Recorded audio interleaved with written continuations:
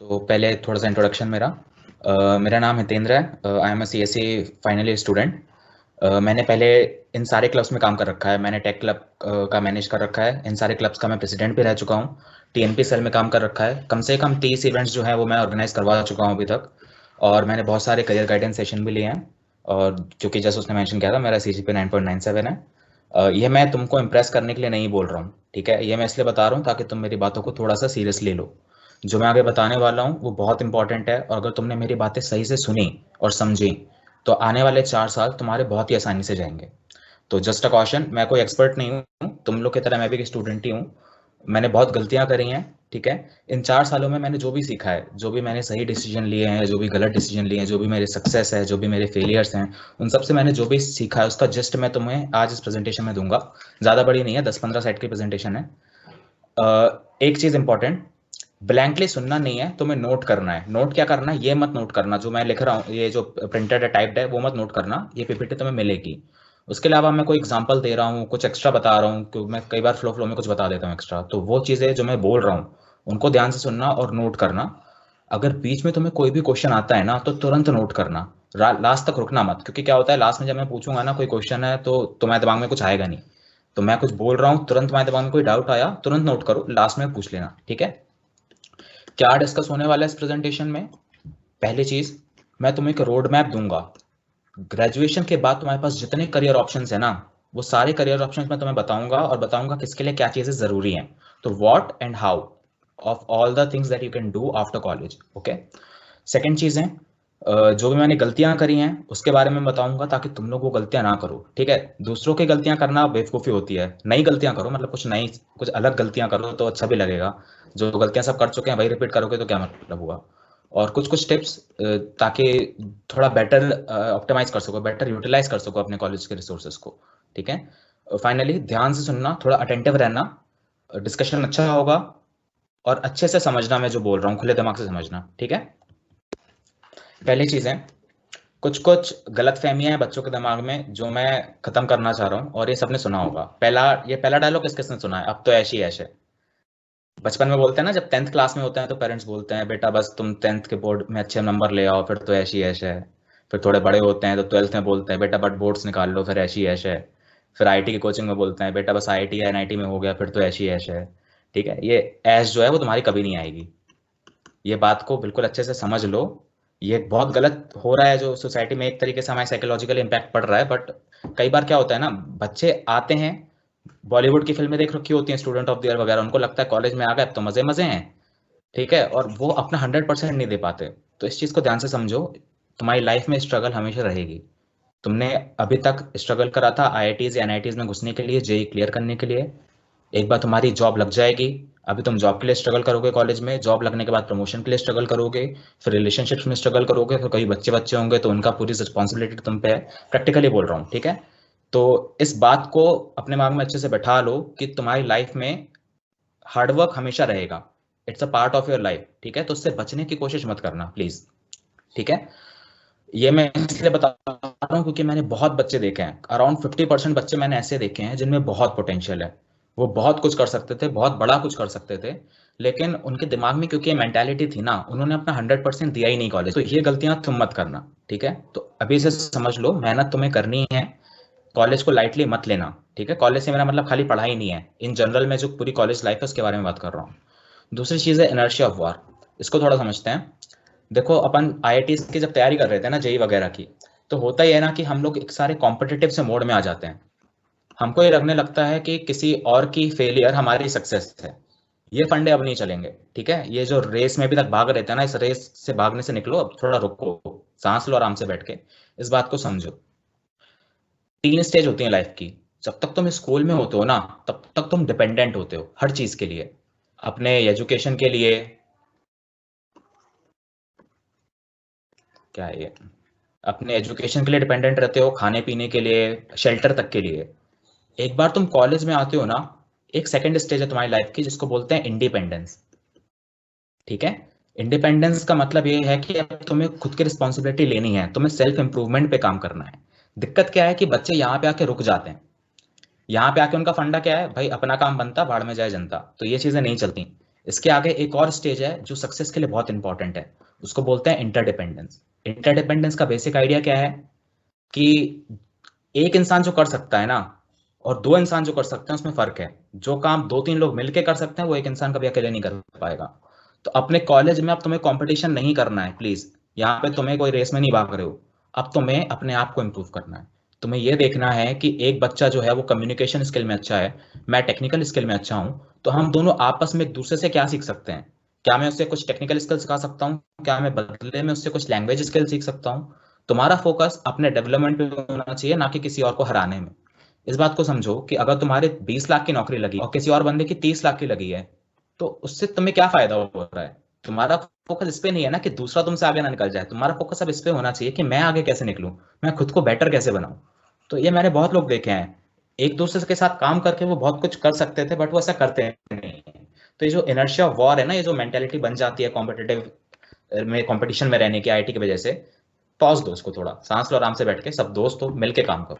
Final चीज जो final में है, अ, अब तो कॉलेज आ गए हैं, लाइफ तो सेटल ही है, ठीक है। इसके साथ दिक्कत समझो क्या होती है। कॉलेज का काम तुम्हें रिसोर्स प्रोवाइड करना है।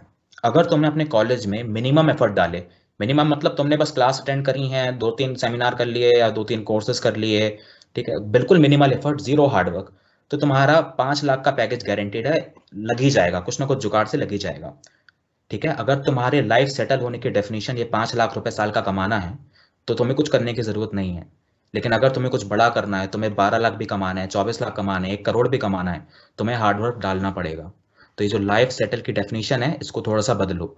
लाइफ सेटल होती है, लेकिन उस तरीके से नहीं जिस तरीके से तुम सोच रहे हो। ठीक है, तो ये इंपॉर्टेंट है। कॉलेज तुम्हारे रिसोर्स देगा, उन रिसोर्स को तुम कैसे यूज कर रहे हो अब वो तुम्हारे ऊपर है। तो फाइनली सम अप कर रहा हूँ, ये तीनों मिथ्स को अपने दिमाग से बिल्कुल अच्छे तरीके से हटा लो। पहली चीज कि कॉलेज में मेहनत लगेगी, बिल्कुल ऐश वैश में मत चले जाना कि अब तो बस बैठे हैं आराम से, कुछ काम धंधा है नहीं। कंपटीशन मत करो, आपस में मिलजुल के काम करो, एक दूसरे से सीखो, खुद को इम्प्रूव करो। और फाइनली अपना विजन थोड़ा सा बड़ा करो। लाइफ का सेटल होने का मतलब, देखो लाइफ में सेटल नहीं होना है ना, लाइफ में ग्रो होना है तुम्हें। सेटल होने से क्या फायदा होगा, तुम्हें ग्रो करना है। अभी 5 लाख कमा रहे हो तो 10 साल बाद 20 भी कमाने हैं। तो ग्रोथ करने के लिए ना तुम्हें मेंटेलिटी हटानी पड़ेगी कि अब तो लाइफ सेटल है। आई होप ये बात क्लियर है। इस पर ज्यादा टाइम इसलिए दिया क्योंकि ये बहुत बड़ी चीजें हैं, 3 में से बहुत बड़े हैं। अब ये थोड़ा इंपॉर्टेंट है, सुनो अच्छे से। ये सारी चीजें हैं जो तुम कॉलेज के टाइम पे कर सकते हो। इसके बाद इसके अलावा भी कुछ कुछ चीजें हैं, बट मेजोरिटी स्टूडेंट्स, 90% स्टूडेंट्स यही सब करते हैं। 50% स्टूडेंट्स प्लेसमेंट की तरफ जाते हैं। प्लेसमेंट मतलब क्या, नौकरी। ठीक है, इसमें अच्छा एक मैं पूछ गया, किसी को इंग्लिश वगैरह में दिक्कत, मतलब हिंदी में दिक्कत है क्या, मैं मिक्स करके बोल देता हूँ फिर थोड़ा सा, वरना पता चला किसी को समझ ही ना आ रहा हो। सो प्लेसमेंट्स के लिए these are the things that you really require. Coding जरूरी है, टेक्निकल स्किल्स जरूरी हैं, सॉफ्ट स्किल जरूरी हैं। सॉफ्ट स्किल मतलब क्या, leadership, communication skill, team work, ये भी जरूरी है। वर्क एक्सपीरियंस जरूरी है। सीजीपीए बहुत इंपॉर्टेंट नहीं है, सीजीपीए 7 से अबव है तो डिसेंट सीजीपीए है। ठीक है, ये मैं क्यों बता रहा हूँ, क्योंकि तुम्हें पता होना चाहिए कि तुम्हारा अल्टीमेट गोल क्या है और उसके लिए तुम्हें किस चीज़ों पे काम करना है। ठीक है, बहुत लोग क्या करते हैं, खाली कोडिंग पे काम करते हैं, लेकिन टेक्निकल और सॉफ्ट स्किल्स पे काम नहीं करते। उससे क्या फायदा होगा।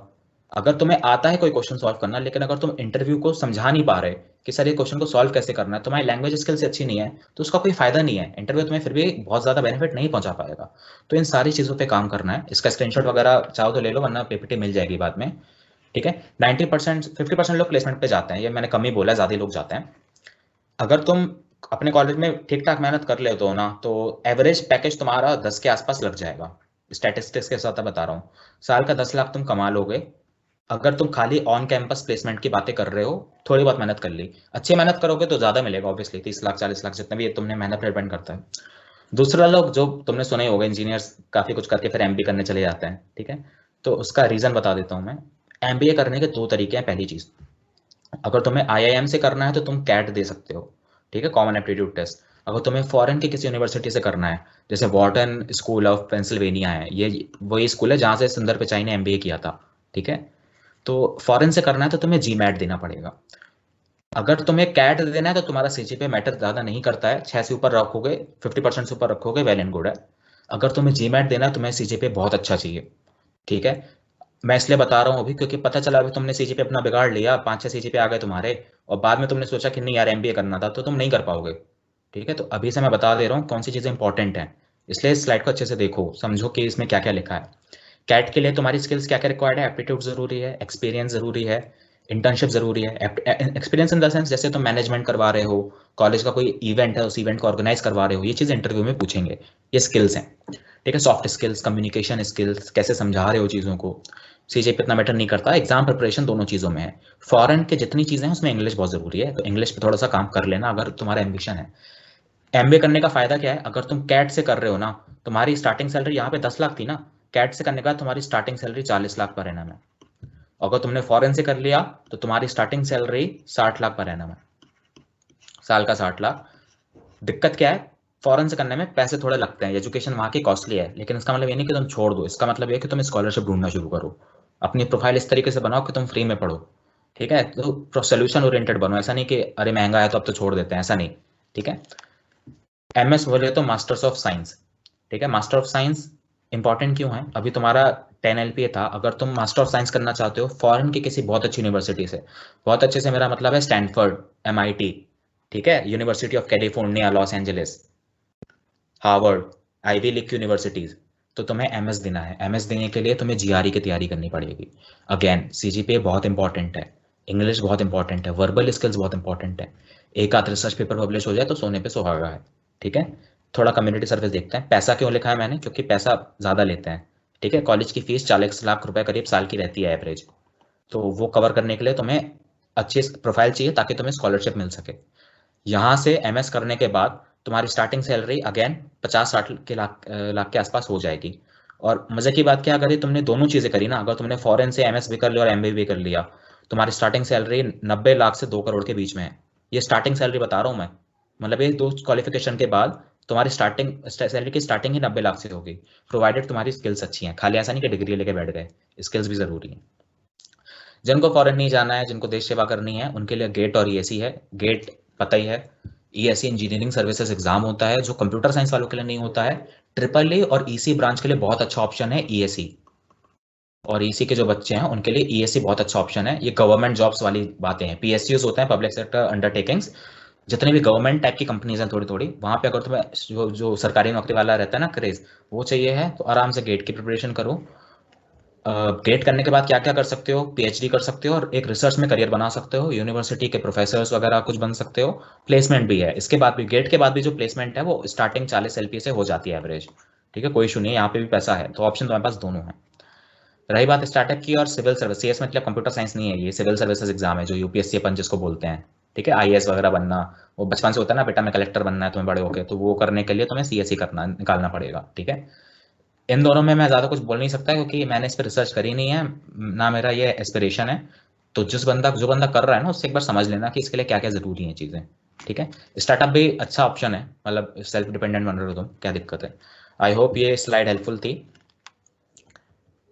अगला है कि तुम्हें एक्चुअल में चाहिए क्या है, उसके हिसाब से डिसाइड करो। अगर तुमको पैसे ज़्यादा चाहिए ना, तो तुम प्लेसमेंट पे फोकस करो, एमबीए कर सकते हो, फॉरेन से एमएस कर सकते हो, या खुद का स्टार्टअप खोल सकते हो अगर तुम मनी ओरिएंटेड हो। अगर तुमको सुकून की जिंदगी चाहिए, पैसे चाहिए है लेकिन बहुत ज़्यादा नहीं चाहिए, मतलब बिल्कुल जो अंधी कमाई होती है ना वो नहीं चाहिए तुम्हें, then focus on government sector, research and civil services exam, ठीक है। दोनों की अपनी अपनी रिक्वायरमेंट है। मजे की बात पता क्या है, तुम दोनों कर सकते हो, ठीक है।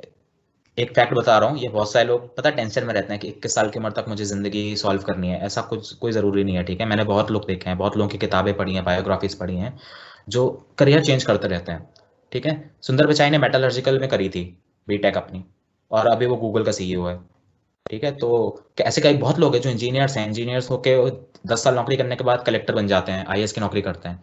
तो तुम्हें कोई एक फील्ड के साथ जोड़ने की जरूरत नहीं है अगर तुम्हारा इंटरेस्ट नहीं है उसमें, तुम जो चाहे वो कर सकते हो, तुम्हारे पास सारे ऑप्शंस हमेशा अवेलेबल रहेंगे।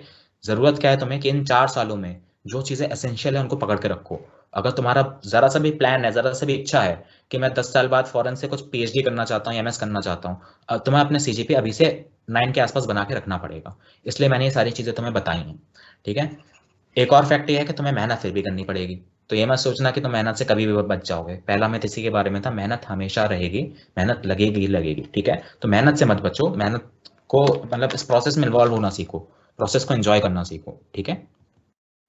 अब कुछ इंपॉर्टेंट टिप्स। पहली चीज, तुम चाहो तो अपनी ब्रांच बदल सकते हो, किसी को सीएसई में जाने का बहुत ज़्यादा इंटरेस्ट है तो वो सीएसई जा सकता है। मैं ये नहीं बोल रहा हूँ सीएसई अच्छी है, क्योंकि आजकल हर ब्रांच का इक्वल स्कोप है, मतलब जिसको जो करना है कर सकता है। केमिकल इंजीनियरिंग वाला बच्चा भी कंप्यूटर साइंस वाली गूगल वगैरह में जॉब ले सकता है, तो कोई बहुत बड़ा इशू नहीं है ये। तुम्हें टॉप 3 स्टूडेंट्स में आना पड़ेगा, तीनों ब्रांच मिला के। अगर किसी को ब्रांच चेंज करनी है तो टॉप 3 स्टूडेंट्स में तुम्हें स्कोर करना पड़ेगा। तुम कॉलेज भी बदल सकते हो। अगर मैंने ऐसे बहुत बच्चे देखे हैं, उनको मज़ा नहीं आ रहा था, उन्होंने ड्रॉप लिया और इस वक्त वो आईआईटी दिल्ली में, हमारे कॉलेज के बच्चे हैं, कोई एनआईटी सूरतकल में है, कोई एनआईटी त्रिची में है। ठीक है, तो ये भी तुम्हारे पास एक ऑप्शन है। ये मैंने क्यों बताया दोनों चीज़ें, ये दोनों चीज़ें तुम कर सकते हो, लेकिन एक चीज़ है जो प्लीज़ मत करना, चारों साल बैठ के रोना नहीं तुम। ठीक है, 4 साल बैठ के रोते मत रहना कि अगर मैं आईआईटी में होता, या अगर मैंने वो एक क्वेश्चन अच्छे से अटेम्प्ट कर लिया होता तो आज मैं कहीं का कहीं होता। कहीं नहीं होते तुम, अभी भी यहीं होते। ठीक है, इस बात को समझो। 4 साल रोने से तुम यहाँ का भी पूरा वेस्टेज कर रहे हो और अपनी लाइफ का भी पूरा वेस्टेज कर रहे हो। अगर तुम्हें करना ही है, अगर तुम्हें आईआईटी चाहिए ही है, अगर तुम्हारे पास ऑप्शन है, अगर तुम ड्रॉप ले सकते हो अभी भी, मैं सजेस्ट करूंगा कि तुम ड्रॉप लो या फिर यहीं पे पैरेलली तैयारी करो। ज्वाइन करे करे तैयारी करो, कोई ऑप्शन नहीं है। बट अगले 4 साल कोई भी ये नेगेटिव बातें नहीं करेगा, अपने आप से भी नहीं, किसी और से भी नहीं, कि अगर मैं आईआईटी में होता तो आज मेरी जिंदगी कुछ और होती। तुम्हारी जिंदगी आईआईटी से डिफाइन नहीं होती है। ठीक है, ऐसे बहुत सारे आईआईटियंस हैं जो सक्सेसफुल नहीं है, और ऐसे बहुत सारे सक्सेसफुल लोग हैं जो आईआईटियंस नहीं है। इस बात को ध्यान रखो। 3 E's है, इनको समझो। अपने कॉलेज के फर्स्ट ईयर में तुम्हें एक्सप्लोर करना है। एक्सप्लोर क्या क्या करना है, इनको इसको नोट कर लेना जो मैं लिख रहा हूँ। बहुत सारी चीज़ें जो तुम कर सकते हो। तुम ऐप बना सकते हो, तुम वेबसाइट बना सकते हो। ठीक है, तुम साइबर सिक्योरिटी में काम कर सकते हो, जिसको हैकिंग बोलते हैं आम लोगों की भाषा में, अगर क्योंकि सुनने में अच्छा लगता है इसलिए बता रहा हूँ। तुम गेम बना सकते हो खुद के, वीआर एआर ऑग्यूमेंटेड रियलिटी और वर्चुअल रियलिटी के एप्लीकेशंस बना सकते हो। ठीक है, ब्लॉकचेन पे काम कर सकते हो, डेटा साइंस पे काम कर सकते हो। एक बजवर्ड है आर्टिफिशियल इंटेलिजेंस, एआई, उस पे काम कर सकते हो। ठीक है, रोबोटिक्स पे काम कर सकते हो, आईओटी इंटरनेट ऑफ थिंग्स, उस पे काम कर सकते हो। तुम्हें पहले साल में ये सारी चीज़ों के बारे में रिसर्च करनी है। तुम्हें हर चीज़ को नेट पे सर्च करना है, यूट्यूब पे वीडियो देखना है, समझना है कि किस चीज़ में स्कोप है, किस चीज़ें कैसे होती हैं, किस चीज़ में तुम्हें मज़ा आ रहा है। मैं रिकमेंड करूंगा कि आप हर चीज़ पे फ्री में जो यूट्यूब पे कोर्सेस हैं करके देखो, और जिसमें आपको मज़ा आ रहा है ना वो चीज़ आप शॉर्टलिस्ट करो। हो सकता है आपको गेम बनाने में मज़ा आए, ठीक है, और एआई में मज़ा आए, बाकी चीज़ें में आपको इतना इंटरेस्ट नहीं आ रहा, तो आप उस पर फोकस करो। तो ये काम आपका फर्स्ट ईयर का है। फर्स्ट ईयर में तुम्हें बस एक्सप्लोर करना है चीज़ों को। ठीक है, बहुत किसी चीज़ में एक्सपर्टीज बनने की जरूरत नहीं है, बस एक्सप्लोर करो कि कौन सी चीज़ें में मुझे मज़ा आ रहा है। ठीक है, कुछ लोग हैं जो कंप्यूटर साइंस के बैकग्राउंड से होंगे, जिन्होंने 12th में ऑप्शन वगैरह लिया होगा, वो हो सकता है उन्होंने ऑलरेडी फिगर आउट कर रखा हो, लेकिन बहुत बच्चे ऐसे भी हैं जो जिन्होंने नहीं करा, जिनका बैकग्राउंड ही नहीं था वैसा। ठीक है, कुछ लोग शायद गांव से भी आए होंगे, उनको आइडिया भी नहीं है सबका। ठीक है, तो एक्सप्लोर करो। ऐसी कोई चीज़ नहीं होनी चाहिए, ऐसा नहीं होना चाहिए ना कि तुम 3 साल बाद तुम्हें लग रहा है कि यार ऐप बना सकता था मैं बहुत अच्छी, लेकिन तुमने बनाई नहीं, क्यों, तुम्हें पता ही इस बात लेट चला। तो ये मत करना। फर्स्ट ईयर में तुम्हें ये सब करना है।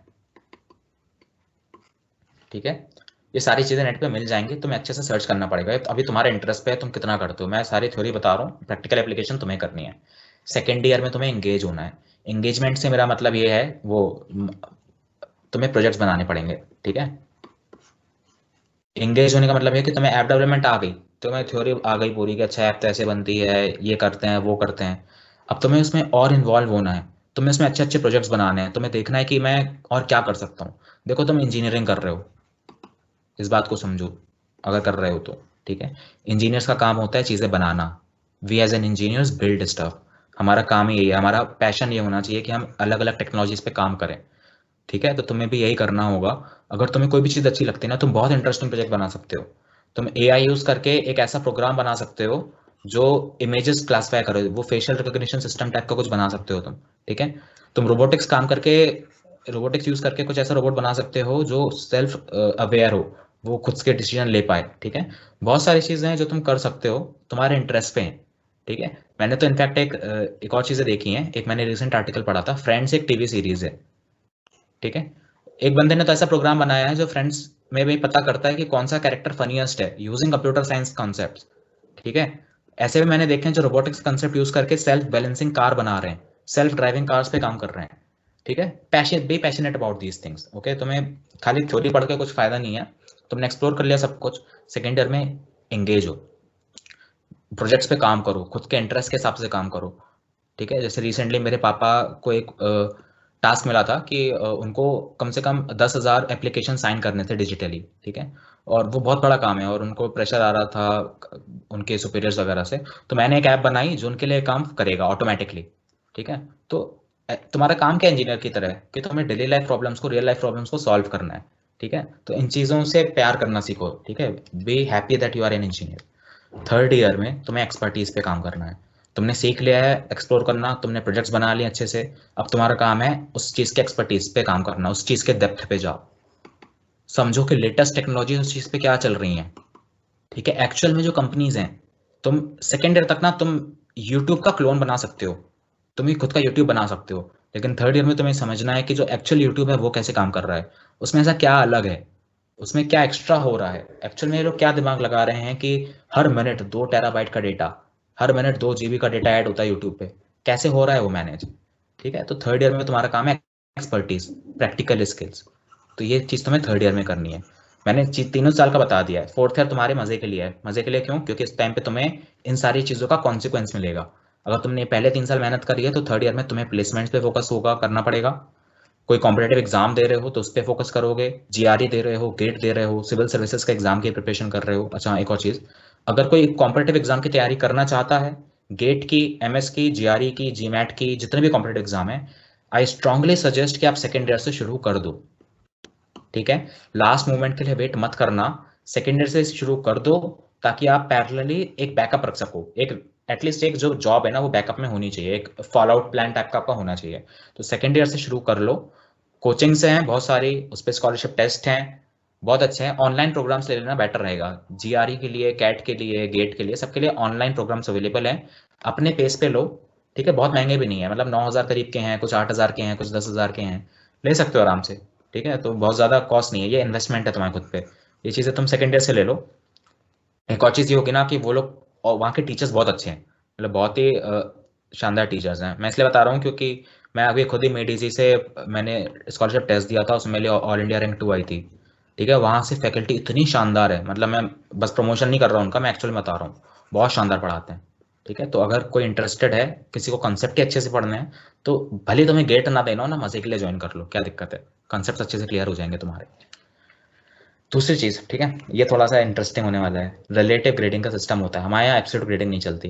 इसका सिंपल एग्जांपल है, अगर 100 नंबर का पेपर है और पूरी क्लास के 100 नंबर आएंगे ना, तब भी उन 100 में से कुछ बच्चे ऐसे होंगे जिनको A+ मिलेगा, और 100 नंबर वाले ही बच्चे ऐसे होंगे जिनको D ग्रेड भी मिलेगा। कुछ 100 नंबर के ऐसे बच्चे भी होंगे जिनको B++ मिलने वाला है। रिलेटिव ग्रेडिंग और एब्सोल्यूट ग्रेडिंग में अंदर है। एब्सोल्यूट ग्रेडिंग का मतलब क्या? तुमने जितने मार्क्स आए उसके प्रोपोर्शनेट तुम्हें कुछ ग्रेड मिलेगा। रिलेटिव ग्रेडिंग में ऐसा नहीं होता। ठीक है, मेरे पास अभी टाइम नहीं है, मैं अच्छे से नहीं समझाऊंगा, इसलिए नेट पे सर्च कर सकते हो, समझ जाओगे रिलेटिव ग्रेडिंग कैसे काम होती है। इसको फिटिंग ऑन कर्व भी बोलते हैं, फिटिंग ऑन कर्व या फिर ग्रेडिंग ऑन कर्व। ठीक है, इसके बारे में खुद से रिसर्च करना। लेकिन मैं बता रहा हूँ क्योंकि ऐसा पॉसिबल है, तुम लोग ऐसा ना हो कि तुम लोग रिजल्ट के टाइम पे तो बिल्कुल कंफ्यूजन में हो, ऐसा कैसे हो गया, मेरे भी 50 नंबर आए थे, उसके भी 50 नंबर आए थे, उसको A+ मिला है, मुझे A मिला, ऐसा क्यों, कोई पार्शियलिटी हो रही है, ये सब कुछ नहीं है। रिलेटिव ग्रेडिंग है, बारीकी से समझना है, और लास्ट में टाइम बचेगा अगर तो अपन डिस्कस करेंगे, वरना स्किप कर देंगे, बाद में कभी करते हैं। कुछ कुछ टिप्स। हेल्थ बहुत इंपॉर्टेंट है, इस चीज़ पे मैंने बिल्कुल ध्यान नहीं दिया। ठीक है, देना चाहिए था, अभी दे रहा हूँ। ठीक है, तो अपनी हेल्थ को बिल्कुल अंडरएस्टिमेट मत करना, जब हेल्थी रहोगे तभी तुम बहुत सारी चीज़ें अच्छे से कर पाओगे। अपनी हेल्थ को बिल्कुल भी डाउनग्रेड मत करना, ट्राई करो थोड़ा सा हेल्दी रहो। मतलब ये नहीं मसल बनाने की बात नहीं कर रहा मैं, बॉडी बिल्डिंग की बात नहीं कर रहा हूँ, इन जनरल हेल्दी रहने की बात कर रहा हूँ। टेक्निकल स्किल्स के अलावा कुछ सॉफ्ट स्किल्स हैं जो तुम्हें जनरली सिखाई नहीं जाती कॉलेज में, उन पे काम करो। ठीक है, राइटिंग स्किल्स बहुत ज़रूरी हैं, कम्युनिकेशन स्किल बहुत ज़रूरी है, बात करने का तरीका, वर्ड्स की चॉइस, क्लैरिटी ऑफ सेंटेंसेस, कि आप कैसे बोल रहे हो, क्या सामने वाले को बात क्लियरली समझ में आ रही है, आपका इन्फ्लुएंस, टोन। ठीक है, बहुत सारी चीज़ें मैटर करती हैं, इन चीज़ों पे काम करो, सीखो हर चीज़ का। आप इंटरनेट है आपके पास, इससे बड़ा क्या सुपर पावर चाहिए तुम्हें? जो सीखना चाहो सीख सकते हो, कभी भी सीख सकते हो। ठीक है, इससे बड़ा कोई गिफ्ट ही नहीं है तुम्हारे पास। लीडरशिप सीखो। मैंने 12th के टाइम पे मैंने सोचा भी नहीं था कि मैं इवेंट्स ऑर्गेनाइज करवा सकता हूँ, मैं मैनेज कर सकता हूँ, मैं 400 लोगों की टीम्स को लीड कर सकता हूँ। लेकिन अब मैं कर रहा हूँ क्योंकि मैंने खुद पे टाइम इन्वेस्ट किया, मैंने सीखा कि ये सब चीज़ें कैसे करनी है। ये इंपॉर्टेंट क्यों है पता है?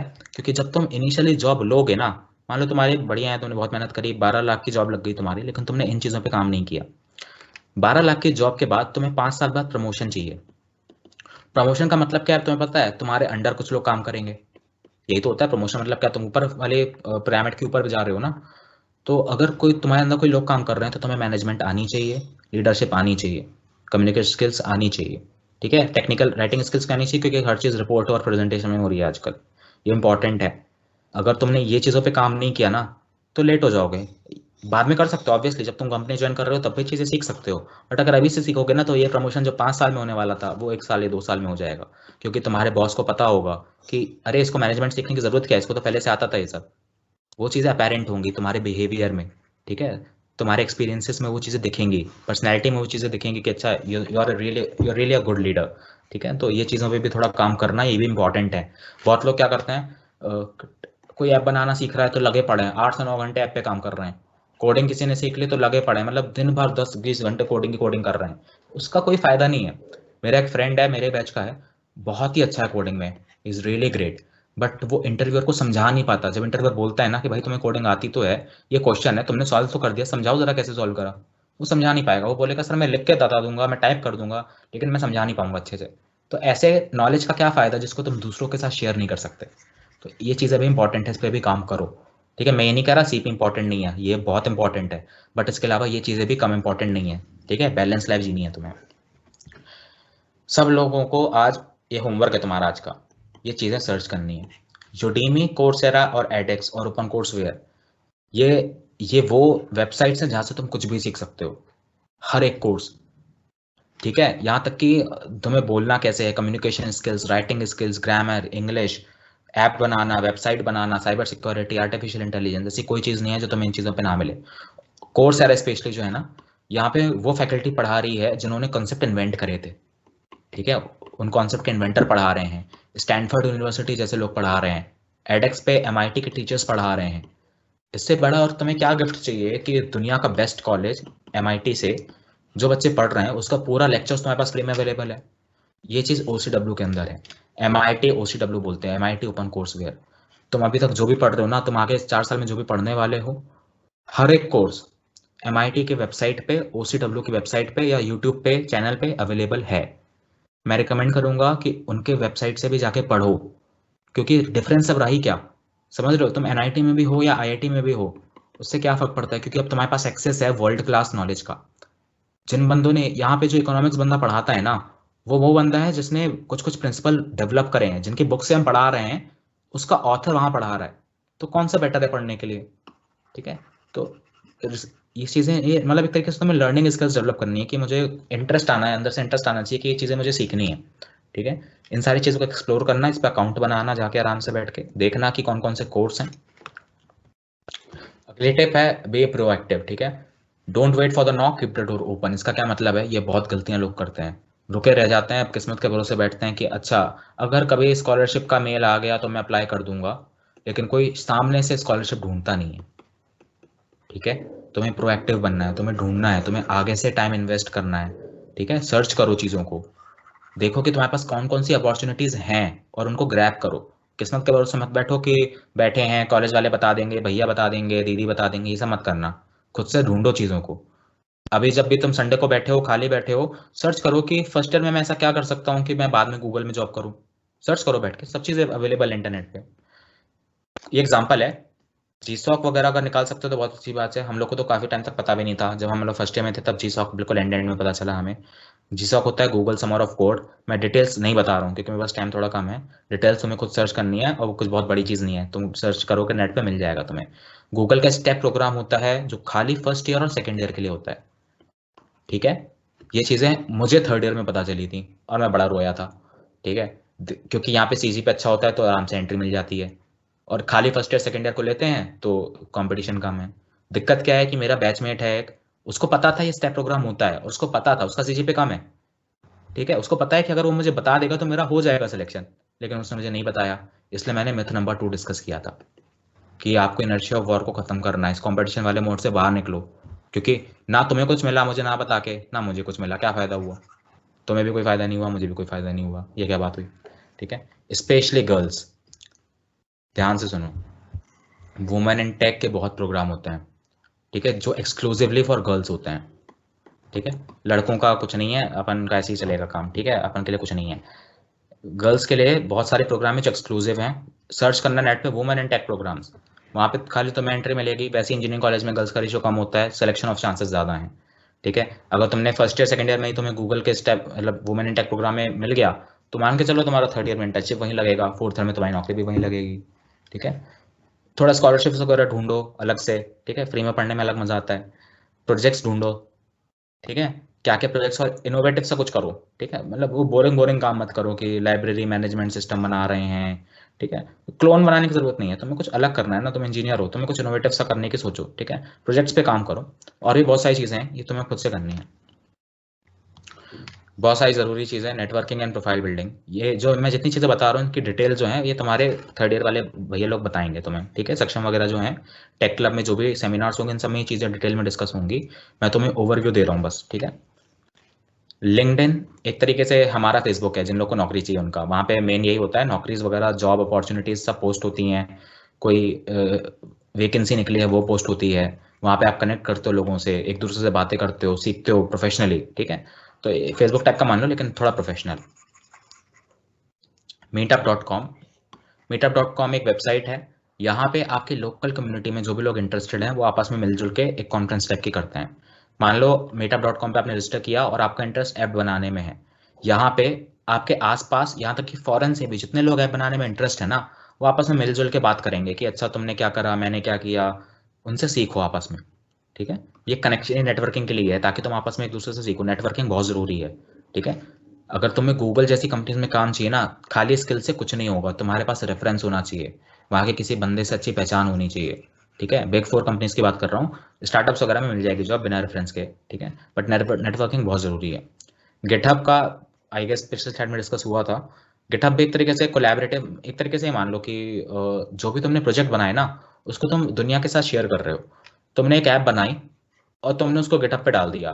ठीक है, अब बाकी लोग क्या करेंगे, उस ऐप में उनको कोई कमी दिखी ना, उस कमी को वो लोग सही कर सकते हैं, उस ऐप को यूज कर सकते हैं, उसको थोड़ा चेंज कर सकते हैं, उसको बेटर बना सकते हैं। तो इट इज कोलैबोरेटिव प्लेटफॉर्म। ठीक है, इसका actual technical term version control system वगैरह है, लेकिन वो मैं टेक्निकल टर्म्स में जा नहीं रहा, तो मैं अभी बहुत ज़्यादा टेंशन लेने की जरूरत नहीं है उसकी। ठीक है, स्टैक ओवरफ्लो जो है वो इंजीनियर्स का कोरा टाइप का है। अगले 4 सालों तक मान के चलो कि तुम्हारी हिस्ट्री, अगर ब्राउजर हिस्ट्री देखोगे ना, तो उसमें 80% जो लिंक होगी वो स्टैक ओवरफ्लो की होने वाली है। मेरी गारंटी है ये। कॉन्फ्रेंसेस और इवेंट होते हैं बहुत सारे जो तुम ऑनलाइन फ्री में अटेंड कर सकते हो। ठीक है, उनके बारे में सर्च करते रहना, प्रोफेसर से पूछना, अपने सीनियर से पूछना जिन्होंने कर रखे होंगे। ब्लॉगिंग शुरू कर सकते हो, बहुत आसान सी चीज़ें हैं ये। ठीक है, ब्लॉगिंग मैं जैसे एग्जांपल देता हूँ एक। तुम्हें अभी शायद तुम्हारा डेटा स्ट्रक्चर का कोर्स होगा ना, प्रॉब्लम क्या था, प्रॉब्लम सॉल्विंग वगैरह का कोर्स होगा तुम्हारा, प्रॉब्लम सॉल्विंग यूजिंग सी का। मान लो आज तुम्हारे टीचर ने तुम्हें कुछ बताया, तुम्हारे टीचर ने तुम्हें सॉर्टिंग पढ़ाया, प्रोफेसर ने। तुम्हें कुछ नहीं करना है, किसी भी एक ब्लॉगिंग वाली साइट पे जाना है, उसी का एक आर्टिकल लिखना है। ठीक है, अच्छे से कुछ एग्जांपल दे, कुछ इनोवेटिव सा करके। फ़ायदा क्या है इसका, दो फायदे हैं। अगर इसको मोनेटाइज करोगे तो पैसे आएंगे, बहुत बढ़िया। मोनेटाइज नहीं भी करना चाह रहे हो, ठीक है, तो तुम्हारी राइटिंग स्किल्स डेवलप होंगी। ठीक है, दूसरी चीज़, नेटवर्किंग बढ़ेगी। नेटवर्किंग कैसे बढ़ेगी पता है कि मान लो कोई गूगल का बंदा है, वो ऐसे सर्च कर रहा था, उसने तुम्हारा ब्लॉग देखा, उसको बड़ा अच्छा लगा, वो कमेंट करेगा भाई वेरी नाइस। तुम उनसे पूछ सकते हो, हाँ सर थोड़ा टिप्स दीजिए, मैं गूगल कैसे ज्वाइन करूँ, क्या पता रेफरेंस दे दे। तो नेटवर्किंग में काम आता है। ठीक है, बहुत सारे बेनिफिट्स हैं, इंग्लिश इंप्रूव होगी। और फाइनली इंटरव्यू के टाइम पे अगर इंटरव्यू तुमसे पूछता है कि तुमने ब्लॉगिंग क्यों लिख रखा है, तुम बोलोगे कि sir I am really passionate about engineering, मैं अपनी नॉलेज सबके साथ बांटना चाहता हूँ, इसलिए मैं एक ब्लॉग चलाता हूँ खुद का। फर्क नहीं पड़ता उसमें कितने सब्सक्राइबर हैं, फर्क नहीं पड़ता कितने लोग इस ब्लॉग को देखते हैं। तुम्हारा काम बस ये है कि तुम्हारे पास जो भी नॉलेज है, तुमने जो भी सीखा है, उसको दूसरों को सिखाओ। एक और फायदा ये होगा कि तुम्हारा रिवीजन हो जाएगा उसी दिन के उसी दिन। तुम्हें अलग से कुछ पढ़ने की जरूरत है नहीं, जब तुम चीजें खुद से लिखोगे ना। ये मैं कॉपी पेस्ट की बात नहीं कर रहा, ये नहीं कि पता चला तुमने विकिपीडिया से छाप के यहाँ लिख दिया, खुद से लिखो। ये स्पेशली उनके लिए जिनकी राइटिंग स्किल्स अच्छी नहीं है। ये देखो पैरेलल चीज़ें हो रही हैं, कितनी सारी चीज़ें तुम एक ही चीज़ से कर सकते हो। Same cheese for YouTube. YouTube channel खोलो अपना, स्पेशली वो जिनको स्पीकिंग स्किल सही करनी है। ठीक है, तुम्हारा मकसद 2 मिलियन सब्सक्राइबर नहीं है अभी। तुम्हारा मकसद ये है कि तुम अपना यूट्यूब वीडियो बना के डालो, टीचर ने तुम्हें कुछ समझाया या तुमने कुछ नई चीज़ सीखी, या आज के सेमिनार में ही तुमने कुछ कुछ सीखा, उसी चीज़ का एक यूट्यूब वीडियो बनाओ। भूल जाओ लोग क्या बोलेंगे, मतलब कितने लोग देखेंगे। यहाँ पे तुम्हें फ्री में एडवाइस मिलेगी। कोई बोलेगा कि भाई तुम्हारी इंग्लिश अच्छी नहीं है, कोई बोलेगा कि तुम बहुत तेज बोल रहे हो, प्रोनाउंसिएशन पे काम करो। फ्री की एडवाइस मिल रही है और क्या चाहिए तुम्हें। इन चीज़ों पे काम करो, इम्प्रूव करो, कॉन्फिडेंस डेवलप होगा, लैंग्वेज स्किल्स डेवलप होंगी, ठीक है। फाइनली हैकाथॉन, बहुत सारे लोग इस टर्म्स के साथ शायद फैमिलियर ना हो, अब क्योंकि ज़माना बदल रहा है तो हो सकता हो भी, कुछ लोग नहीं होंगे। हैकाथॉन्स में होता क्या है ना कि कुछ कंपनियां जो बहुत ही आलसी होती हैं, जिनके पास बहुत ज़्यादा पैसा खर्च हो रहा होता है, एक एग्जांपल देता हूँ, जैसे टेस्ला है। टेस्ला को ना स्मार्ट ड्राइविंग कार बनानी थी, लेकिन उसके पास टाइम नहीं था। उसके उसकी कंपनी में 6 लोग हैं, इंजीनियर्स वगैरह का, और उनको 6 करोड़ लग जाते अगर वो ढंग से बनाते। उन्होंने क्या किया, भाई मैं 1 करोड़ रुपए दूंगा उस बंदे को जो मेरे लिए काम करके देगा, और उन्होंने ये सारा नोटिस भिजवा दिया दुनिया भर के स्कूलों में। तब समझो ये बात को, 1 लाख लोग मिलके उस प्रॉब्लम को सॉल्व कर रहे हैं, और टेस्ला के खाली 1 करोड़ रुपए खर्च हुए और उसकी सेल्फ ड्राइविंग कार बन गई। तो इसको हैकाथॉन्स बोलते हैं। कंपनीज अपना काम इजीली करवाने के लिए आपको पैसे देती हैं, और आपको दिमाग लगाना है कि उस प्रोजेक्ट्स को पे कैसे काम करोगे। फायदा क्या है, जीत गए तो पैसा मिलेगा, नहीं जीते तो प्रोजेक्ट्स के प्रोजेक्ट्स बनते चलेंगे। नेटवर्किंग भी होगी, वहां पे बहुत सारे लोगों से मिलोगे तुम, ठीक है, कंपनी वालों से मिलोगे, कंपनी की पहचान में आओगे कि अरे इस बंदे ने तो मेरे हैकाथॉन में पार्ट लिया था। समझ रहे हो। Last but not the least, be in touch with your seniors. Fourth year की बात नहीं कर रहा हूँ, क्योंकि अब तो हम बस 6-7 महीने के मेहमान हैं, हम तो निकल जाएंगे। ऐसा नहीं कि हम अवेलेबल नहीं रहेंगे, बात कर सकते हो कभी भी, बट स्पेशली सेकेंड ईयर और थर्ड ईयर वालों से अच्छे से बना के रखो, क्योंकि वो सारी गलतियां वो लोग कर चुके हैं जो तुम कर सकते हो। तो उनसे पूछो, कदम कदम पे पूछते रहो, उनसे बात करो। यहाँ पे ये बी इन टच का मतलब ये नहीं कि तुम मस्का लगा रहे हो बैठ के, ठीक है, वो सब चापलूसी वाले काम नहीं करना है तुम्हें। तुम्हें जेन्युइनली एक डिस्कशन करना है कि सर मैं ये करना चाहता हूँ, आप कुछ टिप्स दे सकते हो क्या कि मैं कैसे करूँ। स्पेशली सेकंड थर्ड ईयर, क्योंकि वो तुम्हारे साथ एंड तक रहेंगे, हम लोग तो निकल जाएंगे अभी, ठीक है।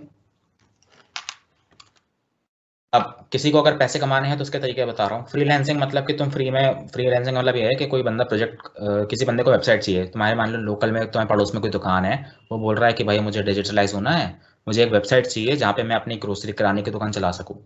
तुम मुझसे बोलो कि भाई तुम अगर एक्चुअल कंपनी के वालों में जाओगे, तुमसे 1 लाख रुपए मांगेंगे, मैं तुम्हें 10,000, ठीक है।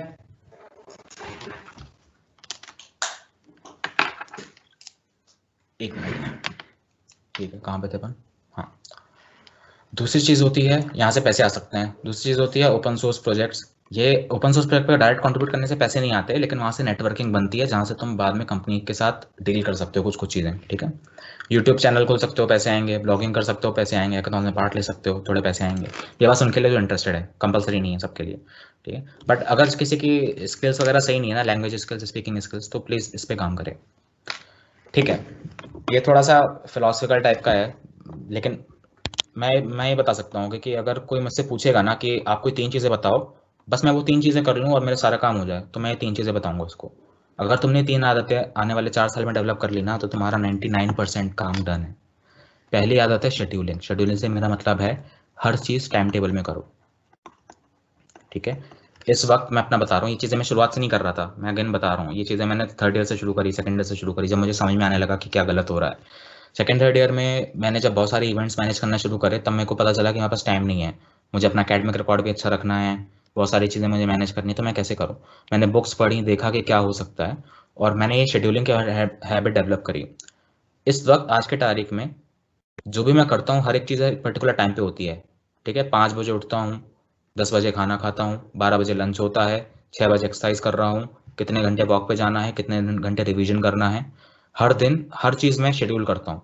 सुबह उठ के 15 मिनट में यही करता हूँ कि आज के दिन मुझे क्या क्या काम करने हैं, और क्या क्या काम बहुत ज़्यादा इंपॉर्टेंट है, तो मैं उनको पहले निपटाता हूँ। तो अगर तुमने बस ये चीज़ सीख ली ना कि एक टाइम टेबल कैसे बनाएं और उसको फॉलो कैसे करें, तो तुम्हारे 99% चीज़ें डन है। क्यों, कैसे, देखो, तुमने अगर ये सीख लिया कि टाइम टेबल बना के फॉलो कैसे करते हैं, ठीक है, और आज के दिन मैंने तुम्हें बोलूँ कि भाई मैं तुझे, मेरे पास एक अपॉर्चुनिटी है तेरे लिए, तुझे एक प्रोजेक्ट करना है, ठीक है। अब तुम्हें इस प्रोजेक्ट की टेंशन लेने की जरूरत नहीं है, तुम इस प्रोजेक्ट को बस अपने शेड्यूल में डाल दो, बस डाल दो, अपने आप हो जाता है पूरा। ये मैं एक्सपीरियंस से बता रहा हूँ, क्योंकि अब तुम्हारा ब्रेन जो है तो वो ट्रेन हो चुका है शेड्यूल के हिसाब से काम करने के लिए। किसी भी सक्सेसफुल इंसान को उठा लो, बिल गेट्स को, एलॉन मस्क को, जितने भी सीईओज है ना, वो सारे time table, proper time table पे काम करते हैं। कुछ रीजन है उसके पीछे, ठीक है। दूसरी इंपॉर्टेंट, रीडिंग। मेरे हिसाब से रीडिंग से बड़ी कोई सुपर पावर नहीं है। अगर आप एक बायोग्राफी पढ़ते हो ना, तो उस बायोग्राफी में उस इंसान के 60 साल की लाइफ का विजडम है, और वो बायोग्राफी 150 पेज की है। अगर आप हर दिन 10 मिनट भी पढ़ रहे हो, तो एक हफ्ते में आप 7 दिनों में आप उसको निपटा सकते हो आराम से। 7 दिन में आपने एक इंसान के 60 साल का नॉलेज को एसिमुलेट करा है, आपने 60 साल की विजडम को यूज किया है। इससे बड़ी सुपर पावर अब तुम्हें क्या चाहिए? ठीक है, ये मैंने सेकंड डे से शुरू किया था रीड करना। इस वक्त मैंने अराउंड 93 प्लस बुक्स रीड कर ली हैं। मैं हर महीने ऑन एन एवरेज 2-3 बुक्स निपटाता हूँ, और बस मैं 10 मिनट देता हूँ सुबह के टाइम पे। और मैं ये अपनी टेक्निकल बुक की बात नहीं कर रहा, कोर्स वोर्स की किताबें मत पढ़ने लग जाना।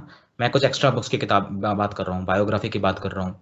ठीक है, सेल्फ हेल्प बुक्स, कुछ नहीं तो फिक्शन ही पढ़ लो, फिलोसफिकल बुक्स, ठीक है, साइंस बुक्स, ठीक है। Generally 7 habits of highly effective people सुन लेना, मतलब कौन कौन सी बुक्स मस्ट रीड हैं, स्टीव जॉब्स की बायोग्राफी, अब्दुल कलाम जी की बायोग्राफी, ठीक है, ये तुम खुद सर्च करना।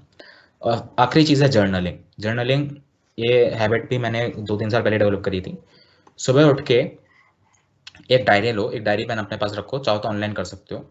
सुबह उठ के तुम्हें कुछ कुछ चीज़ें करनी है, तुम्हारा मॉर्निंग रूटीन और इवनिंग नाइट रूटीन होना चाहिए। उठने के बाद आराम से फ्रेश फ्रेश होके चाय वाय पीते टाइम क्या करना है तुम्हें, लिखो कि उस दिन तुम्हें क्या क्या करना है, उस दिन के तुम्हारे गोल्स क्या हैं, यानी कि टू डू। उसके बाद जो मैं कॉलम खींचो, यहाँ लिखो कि तुम्हें आज क्या नहीं करना है, not to do. Not to do में क्या लिखोगे? आज मैं लेजी नहीं रहूंगा, आज मैं प्रोक्रेस्टिनेट नहीं करूंगा, पोस्टपोन नहीं करूंगा मैं चीज़ों को आज। ठीक है, आज मैं किसी के साथ लड़ाई नहीं करूंगा, आज मैं किसी का मजाक नहीं उड़ाऊंगा। ठीक है, आज मैं टाइम पे उठूंगा। बस तुम्हें लिखना है। ठीक है, और लास्ट में जब तुम रात को सोने आते हो ना, रात को तुम्हें एक थैंक यू नोट लिखना है। ठीक है, आज के दिन के लिए, आज तुम्हारे साथ जो भी अच्छा हुआ है, जो भी बुरा हुआ है, उससे तुमने जो भी सीखा है। उसके अलावा कुछ एडिशनल चीज़ें कि तुम सुबह उठे, तुम्हें कोई आइडिया आया, कोई प्रोजेक्ट का आइडिया आया, वो सारी चीज़ें लिखना तुम शुरू करो। ये चीज़ मैं कम से कम 1-1.5 साल से कर रहा हूँ। ठीक है, इसका इम्पैक्ट बहुत ज़्यादा होता है। तुम्हें अभी लगेगा नहीं इम्पैक्ट बहुत ज़्यादा क्यों होता है। अगर तुम बस लिखना शुरू करते हो ना हर दिन कि मैं आज चीज़ों को पोस्टपोन नहीं करूंगा, आज मैं किसी के साथ लड़ाई नहीं करूंगा, अपने आप वो चीज़ें सही हो जाती हैं, तुम्हें कुछ करने की ज़रूरत ही नहीं है। क्योंकि तुम्हारा जो सबकॉन्शियस माइंड है, वो अपने आप इन चीज़ों को यूज़ करना शुरू कर देगा। ठीक है, अगर टाइम मिले तो एक बुक ज़रूर पढ़ना, ये तो मस्ट रीड बुक है, the power of your subconscious mind. ठीक है, जोसेफ मर्फी की किताब है, मस्ट रीड बुक है। पढ़ लिया तो बहुत अच्छी बात है, नहीं पढ़ी है तो ज़रूर पढ़ना, बहुत सारी चीज़ें समझ में आएंगी तुम्हें। ये तुम्हारा होमवर्क है आज का, इसका स्क्रीनशॉट ले लो। करना ही है, ये कल नहीं करोगे, ठीक है, 2 दिन बाद नहीं करोगे, आज ही अभी। सेशन खत्म होता है 10 बजे के अंदर अंदर, सोने से पहले तुम्हें ये चीज़ें करनी है। क्या करनी है? लिंक्डइन पे प्रोफाइल बनानी है, गिटहब पे प्रोफाइल बनानी है, पहला रिपोजिटरी बनानी है, ट्यूटोरियल्स तुम्हें नेट पे मिल जाएंगे। ठीक है, किसी एक ब्लॉगिंग साइट पे अकाउंट बनाना है, एक पहला ब्लॉग लिखना है। पहला ब्लॉग तुम कुछ भी लिख सकते हो कि मेरे कॉलेज का एक्सपीरियंस क्या रहा, जेई के टाइम पे मेरा एक्सपीरियंस क्या रहा, कुछ टिप्स जो हमें लगता है कि तुम्हें दूसरों के साथ शेयर करनी चाहिए। स्टैक ओवरफ्लो का अकाउंट, ये अभी बना सकते हो, वरना अगर ये लोग टेक क्लब वाले अगर तुम्हारा कोई सेमिनार लेते हैं तो तुम उस टाइम पे बना सकते हो। सर्च करो कॉम्पिटेटिव प्रोग्रामिंग होता क्या है, क्या बेनिफिट है, क्या नहीं है। इनमें से एटलीस्ट किसी एक चीज़ पे अकाउंट बना के एक कोर्स खरीदो, जो भी तुम्हें सीखना है, जो तुम्हारी बिल्कुल दिली तमन्ना है ना कि यार मुझे ऐप बनाना था बचपन से लेके अभी तक, मतलब बचपन से तो नहीं, खैर वाइट हेड वाले तो हो नहीं अब तुम। तो अगर तुम्हारी बहुत इच्छा है कि मुझे ऐप बनाना था, वेबसाइट बनाना था, तो कोई एक खरीद लेना। क्यों बता रहा हूँ? क्योंकि अभी यूडीमी पे ना डिस्काउंट चल रहा होगा, तो 8,000 रुपये के जो कोर्स हैं वो 300 रुपये में मिल जाएंगे तुम्हें। ठीक है, तो क्रिसमस वगैरह का डिस्काउंट रहेगा, और नहीं है तो रुक जाना थोड़ा, 25 तारीख के आसपास खरीदना। एक कोर्स उठा के तुम सीखना शुरू करो। ठीक है, लाइफ टाइम एक्सेस है, नहीं समझ में आ रहा कोई दिक्कत नहीं, पड़ा रहेगा, बाद में जब आएगा तब कर लेना। बट एक कोर्स तुम्हें करना है। ये मैं क्यों बता रहा हूँ पता है? तुम डिले कर दोगे ना तो वो चीज़ें कभी होंगी नहीं। आज क्या, इसलिए बोल रहा हूँ कि आज के आज करो। MIT ओपन कोर्स वेयर खोलोगे तुम लोग, और अभी तुम्हारा जो भी कोर्स चल रहा है ना, ट्रिपल ई के हो तो उसके भी सब्जेक्ट पढ़े हैं, CSE के हो तो उसके सब्जेक्ट भी पढ़े हैं, सारे सब्जेक्ट पढ़े हैं। जो भी तुम्हारा टॉपिक चल रहा है उसका 1-2 लेक्चर देख के देखो, तुम्हें क्वालिटी समझ में आएगी, क्वालिटी ऑफ एजुकेशन में डिफरेंस दिखेगा तुम्हें। ठीक है, और जो भी चीज़ें ऊपर मैंने दी है ना, बस करना नहीं है, सिंसियरली रिसर्च करो कि लिंक्डइन होता क्या है, गिटहब होता क्या है, क्या फ़ायदे हैं, सब सब मिलेगा, हर चीज़ है यूट्यूब पे। ज्ञान देने वालों की कमी नहीं है, सब पे बहुत सारे लोग हैं ज्ञान देने के लिए। तुम्हें बस सीखने की चाह होनी चाहिए। ठीक है, अब ये लास्ट स्लाइड है। The biggest mistake 95% students make. तुम लोग लास्ट मोमेंट के लिए रुकते हो, हमेशा लास्ट मोमेंट के लिए रुके रहते हो। फोर्थ ईयर जब आ जाता है तब तुम लोग पढ़ना शुरू करते हो, प्लेसमेंट की तैयारी करना शुरू करते हो। ये गलती मत करना। ठीक है, ये 95% स्टूडेंट यही गलती करते हैं। पता चला, मैंने भी बहुत सारे लोग देखे हैं 3 साल तक कुछ नहीं किया, चौथे साल में बोल रहे हैं कि यार मुझे MBA की तैयारी करनी है, फिर होगा नहीं, फिर ड्रॉप लोगे। कोई दिक्कत नहीं है, ड्रॉप लो, हो सकता है अच्छी जगह पहुंच जाओ, लेकिन टाइम वेस्ट हुआ ना, तुमने कुछ खास किया नहीं ना उस पहले 3 सालों में। Make the right choice at the right time. ठीक है, राइट टाइम पे मैं यहाँ पे एम्फोसाइज देना चाहूँगा। तुम सही डिसीजन ले रहे हो, वेल एंड गुड, गलत भी ले रहे हो कोई दिक्कत नहीं है, लेकिन टाइमिंग यहाँ पे बहुत ज़रूरी है। अगर तुम्हें बाहर से MIT से स्टैनफोर्ड से कुछ करना है ना, तो तुम्हें डिसाइड अभी करना पड़ेगा, भले ही वेग डिसीजन हो सकता है बाद में पलट जाओ, कोई दिक्कत नहीं है। क्यों बता रहा हूँ, मान लो तुम्हें MIT से कुछ करना है, ग्रेजुएशन करनी है, पोस्ट ग्रेजुएशन करनी है, तुम्हारा CGPA 9 से ऊपर होना चाहिए। और ये चीज़ अगर तुम्हें 2 साल बाद समझ में आई और उस टाइम पे तुम्हारा CGPA अगर 8 है या 8 से कम है, तो तुम कुछ नहीं कर पाओगे। ठीक है, तो ये चीज़ें अभी से करके रखना, टाइमिंग यहाँ पे बहुत ज़रूरी है। चिंता की बात नहीं है, तो बस टाइम है बहुत। ठीक है, इन 4 साल में तुम्हें अपने पर्सनल ग्रोथ पे फोकस करना है। ठीक है, रटना नहीं है, रोबोट की तरह काम नहीं करना है, तुम्हें जेन्युइनली तुम्हें ये डिस्कवर करना है कि तुम क्या क्या कर सकते हो। ठीक है, मैंने ऐसी बहुत सारी चीज़ें थी जो मैंने कभी सोची नहीं थी कि मैं कर सकता हूँ, बट मैंने सीखी। ठीक है, तुम्हारा तुम्हारा कोई लिमिट नहीं है, ट्रस्ट मी, तुम हर चीज़ कर पाओगे। जिस बंदे को ऐसा लगता है ना कि मैं तो बोल ही नहीं सकता, हो सकता है 3 साल के बाद वो स्टेज पे आके एक सेमिनार ले रहा हो, ये पॉसिबल है। तुम्हें जेन्युइनली ये जानना होगा कि तुम अपने आप को कैसे देखना चाहते हो 4 साल के बाद। लर्निंग स्किल डेवलप करो, एक बिल्कुल चाहत होनी चाहिए। इसको फॉर्मेलिटी के लिए मत लड़ना, कुछ भी फॉर्मेलिटी के लिए पढ़ने की जरूरत नहीं है तुम्हें कि यार मार्क्स लाने हैं इसलिए पढ़ रहा हूँ मैं, नहीं। तुम्हें जेन्युइनली इंटरेस्ट होना चाहिए, प्रैक्टिकली आना चाहिए कि यार मैं क्यों पढ़ रहा हूँ। अपने चीज़ों में जो पढ़ा रहे हैं ना, लोगों को लगता है थ्योरेटिकली पढ़ा रहे हैं, लेकिन उसका कहीं ना कहीं यूज़ है प्रैक्टिकली, बस वो ढूंढते नहीं है कि क्या यूज़ है। अगेन रिमाइंडर है ये, बैटल मोड से बाहर निकलो, आपस में लड़ने की जरूरत नहीं है। एक दूसरे की हेल्प करो, एक दूसरे से सीखो और इकट्ठे आगे बढ़ना है। ठीक है, discover the best version of your self and own it. ठीक है, तुम्हारा गोल 4 साल के अंदर जॉब लेना नहीं है, ना ही गेट निकालना है, ना ही किसी कॉम्पिटेटिव एग्जाम को क्लियर करना है। इस 4 साल में तुम्हारा गोल इनमें से कुछ नहीं होना चाहिए। ये चीज़ें कॉन्सिक्वेंस है। गोल का मतलब क्या होता है, डेस्टिनेशन ना। तुम्हें फोकस करना है किस पे, प्रोसेस पे। इन 4 साल के बाद जो तुम अभी हो और जो तुम 4 साल के बाद होगे, उसमें एक बड़ा डिफरेंस होना चाहिए। 4 साल के बाद एक नया इंसान होना चाहिए, एक बेटर इंसान होना चाहिए। ठीक है, तुम्हारा फोकस इस चीज़ पे होना चाहिए, खुद को बेटर करने पे। ये चीज़ें अपने आप होंगी, ये अपने आप होती है, इसकी फोकस करने की जरूरत नहीं है तुम्हें। ठीक है, there is a method behind the genius. हर चीज़ को करने का एक तरीका होता है, उस तरीके एक सही तरीका होता है, एक बेटर तरीका होता है उसको करने का। जैसे मैं जब बुक पढ़ना शुरू कर रहा था तो मैं बहुत स्लो पढ़ रहा था, तो मैंने सर्च किया कि मैं और तेज़ कैसे पढूं। तो एक कॉन्सेप्ट होता है स्पीड रीडिंग का। स्पीड रीडिंग से तुम अपनी पढ़ने की जो स्पीड है ना, वो तुम कम से कम 3 फोल्ड बढ़ा सकते हो। तो मैं पहले 1 महीने में 2 महीने में एक बुक पढ़ता था, मैं 1 महीने में 3 बुक्स पढ़ रहा हूँ।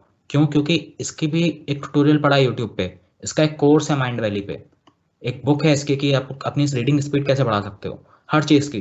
टू डू लिस्ट कैसे बनाई जाए, हेल्थ के ऊपर कैसे काम करें, फोकस कैसे बढ़ाया जाए, कंसंट्रेशन कैसे बढ़ाया जाए, आपके अंदर जितनी कमियां हैं उन सबको सॉल्व करने का तरीका इंटरनेट पे है, किताबों में है, वीडियोस में है, आपको ढूंढना है। Finally, success is not a matter of chance, it's a matter of choice. ये मेरा फेवरेट कोट है, मैं हमेशा चिपकाते रहता हूँ इधर उधर। ठीक है, आपको अगर सक्सेसफुल होना है ना, तो किस्मत के भरोसे मत बैठना। लोगों को लगता है कि एक बार NIT IT पहुंच गए तब हो जाएगा काम, नहीं। You have to choose to be successful. तुम्हें सही चॉइसेस लेनी पड़ेंगी, तुम्हें उसका कॉन्सिक्वेंस भी लेना पड़ेगा। हो सकता है तुमने सोचा कि मैं UPSC क्लियर करना चाहता हूँ, नहीं कर पाए, तो तुम्हें ओन करना है उस कॉन्सिक्वेंस को, तुम्हें एक्सेप्ट करना है कि ठीक है मैंने गलत डिसीजन लिया, इस वजह से मैं फेल हुआ, ना कि इस वजह से क्योंकि किस्मत खराब थी। तुम्हारी जिंदगी में जो भी हो रहा है वो तुम्हारी चॉइस है। रिमेंबर दिस, कोई भी चीज इत्तेफाक से नहीं हो रही। तुमने इस चीज को सिलेक्ट किया था, तुमने इस चीज को चूज किया था, नोइंगली अननोइंगली, ये तुम्हारी चॉइस है जो इस वक्त तुम हो। ठीक है, तो इस बात को समझो। हर चीज जो तुम आगे से करोगे इन 4 सालों में, हर एक दिन तुम जो भी चॉइसेस लोगे, वो तुम्हें चेंज करेंगे, वो तुम्हें इवॉल्व करेंगे। तो make the right choice. Sir आपने शुरुआत में कहा था कि अगर प्लेसमेंट के लिए लाइक 7 से अबव चाहिए होती है GPA CGPA, तो अगर 7 से ज़्यादा हो या 7 हो, does it make a difference? It makes the difference in the starting process and the ending process. इसका मतलब ये है कि अगर एक कंपनी आ रही है और उसको फिल्टर आउट करने स्टूडेंट्स, तो वो CGPA के बेसिस पे फिल्टर आउट करेगी। और एट द एंड अगर 10 लोग सिलेक्ट हो गए, उसको कंपनी को 10 में से 3 ही चाहिए, और सब लोग बिल्कुल इक्वली टैलेंटेड है, तब वो CGPA देखेगी कि अच्छा, ये 10 में से मुझे 3 ही लेने हैं, तो जिनका CGPA अच्छा है उनको ले लो। ये टाई ब्रेकर वाली सिचुएशन में काम आता है। इन जनरल वो डिस्क्रिमिनेट नहीं करेंगे। अगर एक 7 CGPA का इंसान है और 10 CGPA का इंसान है, वो कोई अंतर नहीं करेंगे, जब तक बिल्कुल एक जैसे हैं वो लोग स्किल में, और उनको एक ही बंदा चाहिए। थैंक यू भैया। ओके। Hello sir. बोल। सर एकेडमिक्स को साथ में स्किल के साथ कैसे मैनेज करें सर? जैसे आपका एकेडमिक बहुत बढ़िया है और आपने स्किल भी मेंटेन कर ली, तो क्या रूटीन फॉलो करें? तुम देखो, मैंने बताया ना, तुम्हें क्या रूटीन फॉलो करना है इसकी जरूरत नहीं है, तुम्हें बस रूटीन फॉलो करना है। समझ रहे हो? ठीक है, तुम्हें इससे कोई मतलब नहीं है कि मैं 5 बजे उठ रहा हूँ कि 6 बजे उठ रहा हूँ। तुम्हारा काम क्या है कि क्या जो तुम टाइम टेबल तुम बना रहे हो क्या तुम उसको फॉलो कर पा रहे हो सही से। ठीक है, एक बार तुमने बस टाइम टेबल फॉलो करना सीख लिया ना, फिर तुम्हारे सारे काम हो जाएंगे, क्योंकि अब तुम्हें बस टाइम टेबल में एक एंट्री तो करनी है कि आज मुझे टू डू लिस्ट में बस यही तो डालना है कि आज मुझे इस चीज़ का रिवीजन करना है। तो तुम्हें काम किसी और के टाइम टेबल को फॉलो करना नहीं है। तुम्हारा काम यह है कि जो टाइम टेबल तुम खुद बना रहे हो, अच्छा बना रहे हो बुरा बना रहे हो बात की बात है, तुम्हें उसको सिंसियरली फॉलो करना है। ठीक है, रही बात मैनेजमेंट की, अगेन हर चीज़ को मैनेज करके करो, टू डू लिस्ट बना के चलो। ठीक है, एक गलती जो बहुत लोग करते हैं ना, वो लास्ट मोमेंट वाली करते हैं कि एग्जाम आ रहे हैं तो लास्ट के टाइम पे पढ़ूंगा मैं। ठीक है, बहुत बड़ा कोर्स नहीं है भाई। तुम हर दिन अगर तुम संडे संडे को बस रिवीजन कर रहे हो ना, मोर देन इनफ है, आराम से आ जाएंगे मार्क्स। दूसरी चीज़, अगर तुम्हें एकेडमिक अच्छा रखना है तो रिलेटिव ग्रेडिंग को समझ लेना एक बार, थोड़ा कॉम्प्लिकेटेड है। ठीक है, अगर रुक सकते हो तो मैं बता दूंगा अभी, बट आई कैन सक्षम बताओ अगर कुछ टाइम है क्या अभी। भैया अभी कोड शेफ की तरफ से भी एक छोटा इंट्रोडक्शन होगा ठीक है कॉम्पिटिटिव ठीक है प्रोग्रामिंग ठीक है, का। No problem no problem. तुम लोग नेट पे पढ़ा है सब, ठीक है, मुझे बताने की जरूरत नहीं है। नेट पे पढ़ना, सर्च करना रिलेटिव ग्रेडिंग क्या होता है, समझ जाओगे कि क्या दिक्कत है ग्रेडिंग सिस्टम के साथ अपने। Yes sir, Hello. Thank you. Okay, कोई कुछ बोल रहा था ना अभी, हेलो। हेलो भैया, आई हैव अ डाउट। बोल भाई। भैया सीजीपीए अपने कॉलेज में इम्प्रूव करने के लिए, मतलब बहुत अच्छी रखने के लिए क्या करना होगा? एक कॉम्प्लिकेटेड प्रोसेस है थोड़ा सा, क्योंकि अगर मैं मैथमेटिकली जाऊंगा तो थोड़ा सा दिक्कत है, मतलब ग्रेड कैसे मिल रहा है वो सब करने में। शॉर्ट बता देता हूँ, तुम्हें हर सब्जेक्ट में टॉप 5 पे आना पड़ेगा अगर तुम्हें सीजी पे बहुत एक्सेलेंट करना है। अगर बस काम चलाना है ना, तो एवरेज से अबव लाने हैं मार्क्स हर सब्जेक्ट में। कंसिस्टेंसी की है, ये मत करना कि एक बंदे में एक सब्जेक्ट में एक टॉपर है, दूसरे सब्जेक्ट में कोई और टॉपर है, उससे तुम दोनों के ग्रेड नहीं आएंगे। एक ही बंदे को तुम्हें हर सब्जेक्ट में मेहनत करना पड़ेगा। ठीक है, ये ग्रेडिंग सिस्टम लाया इसलिए गया था कि हर बच्चा हर सब्जेक्ट में मेहनत करे और कंसिस्टेंटली मेहनत करे। तो ये बहुत दिक्कत हो जाएगी तुम्हें। और फर्स्ट सेकंड ईयर का वेटेज बहुत है, ध्यान रखना इस बात को। सीजीपीए अगर तुम्हें अच्छा करना है ना, फर्स्ट ईयर सेकंड ईयर का वेटेज मोर देन 50% है। तो अगर तुम ये सोच रहे हो कि फर्स्ट ईयर सेकंड ईयर में कम सीजीपीए आएंगे, थर्ड ईयर में फोर्थ ईयर में कवर कर लेंगे, तो वो नहीं हो पाएगा। एक बार रूल्स एंड रेगुलेशंस को अच्छे से पढ़ो बैठ के, उसमें सब दिया है, अच्छे से दिया है, समझ जाओगे। कुछ बहुत बड़ी मैथ्स नहीं है वो, समझ जाओगे कैसे करना है। बट इन जनरल आइडिया बता रहा हूँ, टॉप 5 स्टूडेंट्स में अगर तुम आ रहे हो तो तुम्हारा सीजीपीए 9.5 के भी ऊपर पहुंच सकता है। और टॉप 30 या टॉप 15 में आ रहे हो, तुम्हारा 60 के, मैं 60 के हिसाब से मान रहा हूँ, मैं 60 बच्चों की क्लास है, तो टॉप 15 टॉप 20 में भी आ रहे हो तो तुम्हारा ग्रेड ए बी के आसपास बनेगा, तो 8 सीजीपीए के आसपास हो जाएगा तुम्हारा काम। लेकिन consistency is the key, her subject में लाने हैं और चारों साल में इक्वल मेहनत करनी है, तब हो पाएगा काम। ठीक है, वरना ऊपर नीचे होंगे सीजीपीए, बहुत हो सकता है पहले में 10 आ जाए दूसरे में 8 हो जाए, तो ये मत करना। और सर जो टीचर पढ़ा रहे हैं वही पढ़ना है, मतलब जितना वो कह रहे हैं, और जितना लिमिटेड रहना है, या फिर एक्स्ट्रा मार्क्स के लिए लिमिटेड रहना है। ठीक है, मार्क्स अगर खाली मार्क्स से चाहिए तो लिमिटेड रहना है। अगर कंसेप्ट अच्छे से पढ़ना है तो बाहर से पढ़ो। ठीक है, यूट्यूब पे बहुत सारे अच्छे अच्छे ट्यूटोरियल्स हैं जो बहुत अच्छे से पढ़ा रहे हैं। ठीक है, देखो ये एग्जाम में स्कोर करना भी एक स्किल होती है, तुम्हें पता होगा सीबीएसई बोर्ड एग्जाम वगैरह के जिनने अच्छे से तैयारी करी ना, आईआईटी वगैरह की एक स्ट्रेटेजी थी ना, किस तरीके से क्वेश्चंस को पढ़ें, एलिमिनेट करें। बोर्ड एग्जाम की अलग स्ट्रेटेजी थी, किस तरीके से आंसर्स लिखें। तो इस तरीके से कॉलेज एग्जाम्स की भी एक अलग स्ट्रेटेजी होगी, वो तुम्हें डिस्कवर करनी पड़ेगी टीचर के हिसाब से। हो सकता है टीचर को कंसेप्ट अच्छे लगे, हो सकता है टीचर को लेंथ अच्छी लगे, कोई चाहता है कि लंबे आंसर लिखो। हर टीचर का अलग होता है, वो तुम्हें को समझना पड़ेगा, थोड़ा दिमाग खुद से लगाओ। ओके ओके, थैंक यू भैया। ओके भाई। सर फोर्थ ईयर में ओवरऑल ग्रेडिंग निकलती है क्या? हाँ, मैं बता देता हूँ, हर सेमेस्टर में आपका एक ग्रेड निकलेगा और वो ग्रेड वेटेड होता रहेगा, क्यूमुलेटिव होता रहेगा। तो आपके सेमेस्टर 1 में टोटल मान लो 30 क्रेडिट हैं, एवरेज आई थिंक 27 है या 32 होंगे। तो जितने भी क्रेडिट हैं मल्टीप्लाइड बाय उस सेमेस्टर का आपका जीपीए, ऐसे करके वेटेड एवरेज टाइप का निकलता है। और डिटेल में चाहिए क्या क्या हो रहा है ना, तो एक सर्च करना NIT Delhi rules and regulations UGCSE, इस तरीके से कुछ सर्च करना। उसमें थोड़ा सा आई थिंक 15वें या 20वें पेज के आसपास एक मिलेगा, वो पूरा बताएंगे कि कितने मार्क्स लाने पे क्या ग्रेड मिलता है, कितने परसेंटेज टॉप पे आने पे क्या ग्रेड मिलता है, सीजीपीए कैसे कैलकुलेट होता है, एसजीपीए कैसे कैलकुलेट होता है, वो पूरा उसमें दिया है। कुछ बहुत कॉम्प्लिकेटेड नहीं है वो, समझ जाओगे।